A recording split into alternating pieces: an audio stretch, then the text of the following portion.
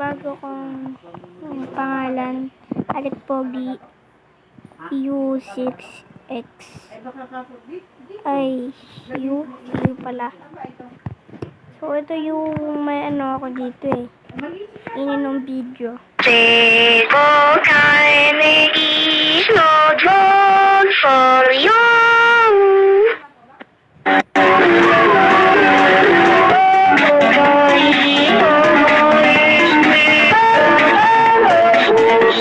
This is my table. So, yung pinanood natin ay pinanoodin na natin. So, ito yung inuna natin, diba yung napanood na natin to kaya yung mag-survive. Honor of King. So, naglalaban na po kami dito at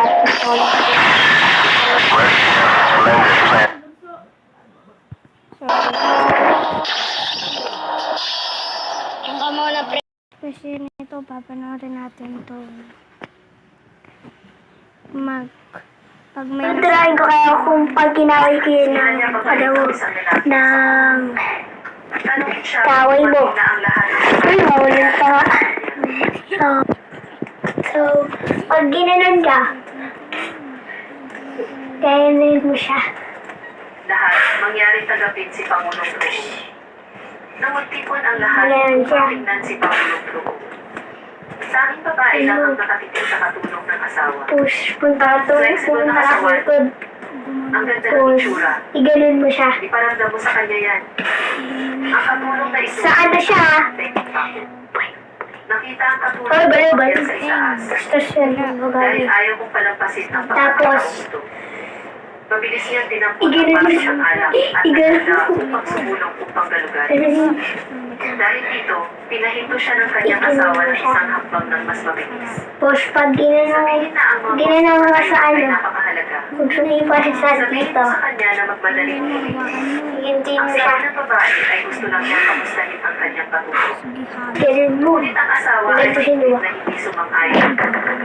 Dahil sa Ganon siya. ginawa nito, Tapos, lalo pang pasinala ang babae sa katulong. pakan mo. Ganon. Ito kapatid. Ganon sa pakan yung mga plastic Tama, mo. medyo Kaya, maliit niya. pag manangaway, Sa pag-uwi. sa pakin mo ng malakas. Ang ganito yung kamay mo. Huwag magsalita ng palungkuhan. Tigasan niyo. Assistant control. Iganon mo. Unang pagkikita. Tapos isapak mo sa Sabay tayo plastic mo. uminom. Pag nakakaway lang, yung mga bully. Sa sandaling iyon ay itataas na ng Ganun yung gawin nyo. biglang may tumawag sa telepono mula sa chairman. Tapos, pag may dala kang palya, iganon mo sa kanila. Habang nakatalikod. Parang ikikid na. Nawagan ako ng chairman ng board of directors Ikot at mo sinabi sila. kay Abura. Iganon mo sa ano. Natatakot ako na ang baso ng alak na yun ay naman dito. Itaas natin ang ating salamin sa huling pagkakataon. Ganun. Hayaan mo muna akong pumunta. Tapos mo siya pa nito. Hindi pwede. Ito. Ito ay sa ngayon. Nakita ng babae ang mga kuko ng kabelo. Katulad ng mga pwedeng pako na natuklasan niya sa bahay. Sa oras na ito, ang asawa ay nagalit. Pinagalitan ng asawa dahil sa pagiging baliw. Sabihin sa kanya na mabilis kang pinatawad sa katulong.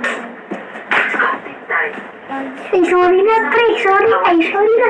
Ang nakakali. I'm sorry. Kaganon siya. Siya sa kasal ko. Ganin mo sa mo. Ganin mo. Pinatawad Sa ano? siya.